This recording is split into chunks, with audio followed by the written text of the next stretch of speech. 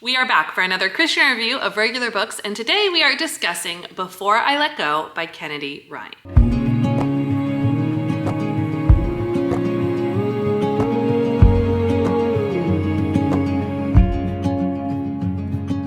If you've never seen one of these videos before, head over to the playlist and check out that first video that's pinned at the top, which is all about my Christian reviews of regular books. But a very brief synopsis is you're gonna get my regular review first, and then you're gonna get my Christian review, which goes over basic pieces of a book that may or may not have a fellow believer wanting to read it. Also, don't forget to like, subscribe, and hit the bell so you can stay up to date with everything that's happening with these Christian reviews, because I promise you, we are bringing them out all the time. We have so many good ones and so many more coming, and I don't want you to miss a single one.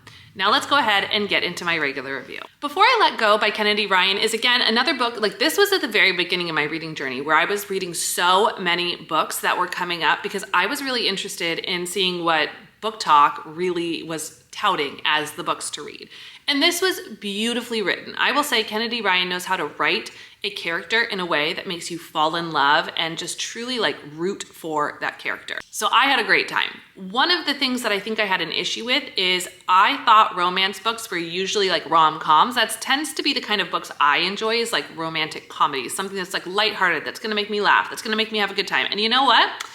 I was wrong. This book is not that. This book may have some giggles in there, but it's really more of a story about singleness after divorce, about finding oneself, about relationship dynamics, and it's so much more complicated. Family dynamics, it's like so much more complicated than just a romantic comedy that's light and fluffy and cute. I loved so much of this, but I did struggle with that aspect of it because I was not expecting that, and because I was not in the place, especially at the time that I read this book, to really appreciate a romantic drama like this one. I still loved it, and I rated it 4 stars. Now let's go ahead and get into my Christian review. For my Christian review, the first topic I always love to touch on is smut or spice, because it's very popular in a lot of books, and especially in a romance book. And yes, there is quite a few spicy scenes throughout this book that I had to skip past. Some of them were a bit longer than I was anticipating. So just, again, if that's not for you, just something to keep in mind.